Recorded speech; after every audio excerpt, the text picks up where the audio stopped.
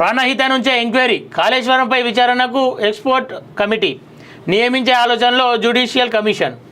ప్రాణహిత నేడు కేబినెట్ భేటీ, సచివాలయంలో సీఎం రేవంత్ అధ్యక్షతన నిర్వహణకు ఈసీ నుంచి అనుమతి, అత్యవసర అంశాలకు మాత్రమే పర్మిషన్, ఉమ్మడి రాజధాని రుణమాఫీలపై చర్చించొద్దని కండిషన్, ప్రాణహిత చేవెళ్ల ప్రాజెక్టును ఎందుకు పక్కన పెట్టారనే విషయంపై ఆరా, మహారాష్ట్రతో సంప్రదింపులు, ఒప్పందాలపైన, కాళేశ్వరం డిజైన్ నిర్మాణం నిబంధనల మేరకు జరిగిందా, ప్లానింగ్ లో జరిగిన డీవియేషన్స్ ఏంటి, 3 బ్యారేజీల అవసరం ఉన్నదా, సాంకేతిక అంశాలతో లోతుగా అధ్యయనం చేసేందుకు రెడీ అంటూ చూస్తూ ఉన్నాం.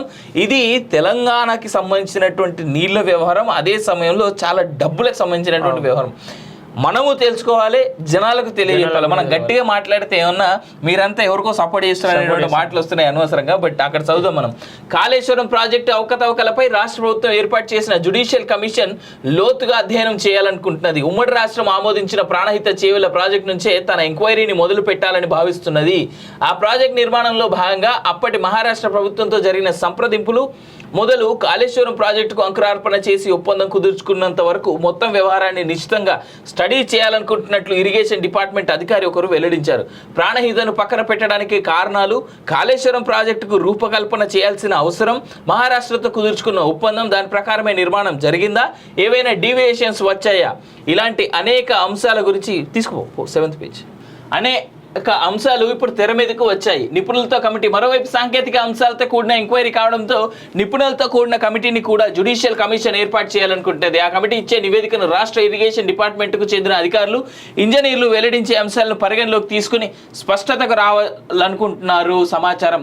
ఇప్పటికే జ్యుడిషియల్ కమిషన్ 2 దఫాలుగా ఇరిగేషన్ అధికారులు, ఇంజనీర్లతో చర్చలు జరిపింది. 3 బ్యారేజీలు దెబ్బతిన్న పరిస్థితులను క్షేత్రస్థాయిలో అధ్యయనం చేసింది.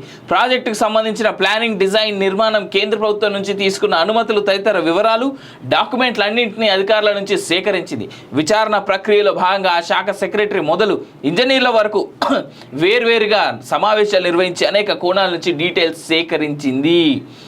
లోతుగా అధ్యయనం, పలు అంశాలపై జ్యుడిషియల్ కమిషన్ లోతుగా విచారణ జరిపేందుకు సిద్ధమైంది. కాళేశ్వరం ప్రాజెక్టులో 3 బ్యారేజీలు నిర్మించాల్సిన ఆవశ్యకత ఏమిటి, నిబంధనలకు విరుద్ధంగా ఎక్కువ మొత్తంలో నీటిని నిల్వ చేసుకునేలా డిజైన్ చేశారా, మహారాష్ట్రతో కుదిరిన ఒప్పందంలో పెట్టుకున్న నిబంధనల ఉల్లంఘన, వాటిపై స్టడీ చేయనున్నది. డిజైన్ మార్పులో ఎవరెవరి ప్రమేయం ఉన్నది, ప్రాణహిత ప్రాజెక్టుతో పోలిస్తే కాళేశ్వరం ద్వారా అదనంగా ఒనగూరే ప్రయోజనాలేంటి, రాష్ట్ర డిజైన్ ఆర్గనైజేషన్ కాళేశ్వరం ప్రాజెక్టుకు రూపొందించిన డిజైన్ ఎలా ఉన్నది, మార్పులు జరిగినట్లయితే ఎవరి ప్రమేయంతో జరిగాయి, నిర్మాణ సంస్థకు అందిన డిజైన్ ప్రకారమే నిర్మాణం అయ్యిందా, ఇలాంటి పలు అంశాలపై అధ్యయనం చేయనున్నది. టెక్నికల్ అంశాల విషయంలో నిపుణుల కమిటీ నుంచి అభిప్రాయాలు తెలుసుకోనున్నది.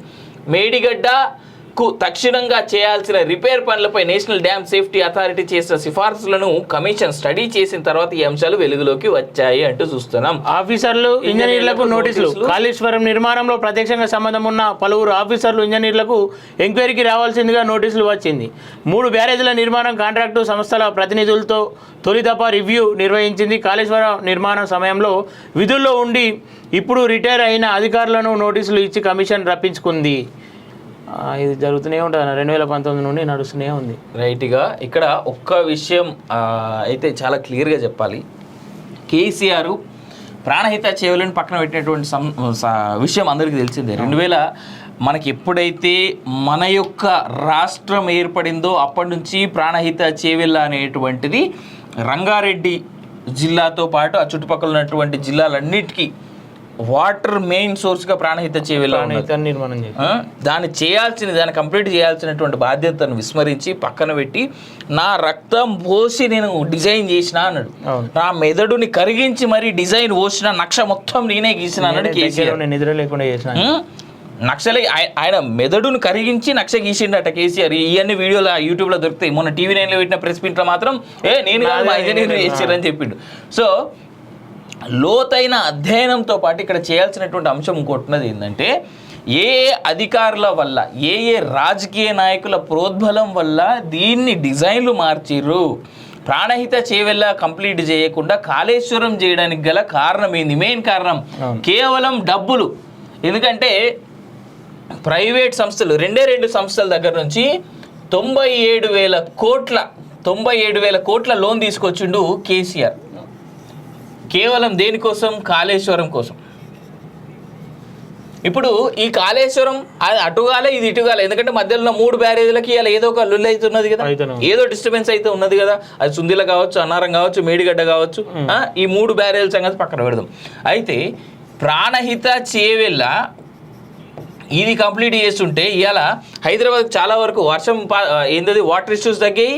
అదే కాకుండా ఈ రంగారెడ్డి జిల్లా తర్వాత పక్కన నల్గొండ, మహబూబ్ కింద వస్తుంది, మహబూబ్ నగర్ ఈ చుట్టుపక్కల ఉన్నటువంటి చాలా వరకు వాటర్ ఇష్యూస్ అయితే ఉండేవి కాదు కదా, కొన్ని జిల్లాలోనే అది కదా. ఇవాళ కాళేశ్వరం వల్ల ఎంత, కాళేశ్వరం వల్ల ఓన్లీ 1,00,000 ఎకరాలకు మాత్రమే నీళ్ళు వస్తున్నాయని చెప్పేసి అని అంటున్నారు. కానీ 1,00,000 ఎకరాలు నిజంగా కేసీఆర్ 10 లక్షల ఎకరాలు అన్నాడు. నువ్వు భలే జోకులు వేస్తున్నావు. 10 లక్షల ఎకరాలు అసలు మొత్తం అసలు ఏడ నీళ్ళు ఇబ్బందే లేకుండా నేను చూసుకుంటాను అన్నాడు. కానీ ఇవాళ నిజంగా కాళేశ్వరం వల్ల వస్తున్నాయి వాటర్ కాదని నేను అన్న. కాళేశ్వరం ప్రాజెక్ట్ డిజైన్లో భాగంగా ఎక్కడెక్కడైతే చెక్ డ్యామ్లు కట్టుకుంటూ పోయారో ఆడ గ్రౌండ్ వాటర్ లెవెల్ అయితే పెరిగింది. ఇది వాస్తవం, ముమ్మాటికి వాస్తవం. ఎప్పుడైతే నీకు వాటర్ స్టోరేజ్ ఎక్కువ అవుతుందో అక్కడ ఆటోమేటిక్గా గ్రౌండ్ వాటర్ లెవెల్ పెరుగుతాయి కాబట్టి నీకు వాటర్ అనేది వస్తుంది. అయితే ఈసారి మొత్తం దేశమంతా ఎండాకాలమే ఉన్నది కాబట్టి దేశమంతా కరువే కనబడ్డది మనకి. అయితే ఎర్లీగా వర్షాలు కూడా స్టార్ట్ అయినాయి, ఇది కూడా మనం ఒప్పుకోవాల్సినటువంటి మాట. అయితే ఇక్కడ ఈ కాళేశ్వరం వల్ల వస్తున్నటువంటి కరెంటు బిల్లు ఎంత మనకి? పంట పండించడానికి నీకు 1,00,000 రూపాయలు ఖర్చు అవుతుంది. ఇలా 1,00,000 రూపాయలు రైతుకు మిగులుతున్నాయా? మినిమం చెప్తున్నా నేను, 1,00,000 రూపాయల ఖర్చు పంట పండించడానికి అవుతుంది. నిజంగా 1 ఎకరం నువ్వు పండించడానికి 1,00,000 ఖర్చు అవుతుంది తెలుసా. వాటర్ లిఫ్ట్ చేసి అందులో పోసి మళ్ళీ ఇళ్ళకెళ్ళి లిఫ్ట్ చేసి అందులో పోసి అందులోకెళ్ళి లిఫ్ట్ చేసి ఇంట్లో వస్తున్నాం కదా. ఎత్తిపోతల కింద వచ్చిన కరెంటు బిల్లు కొన్ని వేల కోట్లు తెలుసా మనకి కాళేశ్వరం వల్ల. కట్టేది ఆయన కాదు కదా, ఆయన కాదు మనమే కదా కట్టేది. మరి మనం ఇచ్చే పైసలతోనే కదా కట్టేది.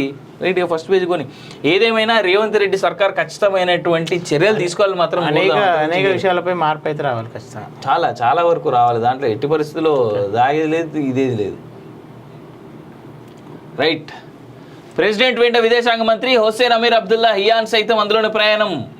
ఏదేమైనా బతుకుంటే మాత్రం సేఫ్గా తిరిగి రావాలని మాత్రం కోరుకుంటున్నా. మా రాజశేఖర్ రెడ్డి లెక్క కావద్దని మాత్రం కోరుకుంటున్నా. అంతే, ఇక అంతకుమించి ఏం మాట్లాడలేదు. సమర్థతక పైరవిక వీసీ పోస్టులు ఎవరికి? గత ప్రభుత్వ తప్పులు రిపీట్ కావద్దని సర్కార్ ప్లాన్. 9 వర్సిటీలకు ఇప్పటికే 1,380కి పైగా అప్లికేషన్స్. మంత్రులు ఎమ్మెల్యేల ద్వారా పైరవీలు, సీఎం ఆఫీస్కు సిఫార్సు లెటర్లు, ఈసీ పర్మిషన్ తర్వాత అపాయింట్మెంట్. రేపటితో వీసీల పదవీకాలం పూర్తి. నేడు సీఎంతో సమీక్ష. రాష్ట్రంలో రేపటితో 9 వర్సిటీలు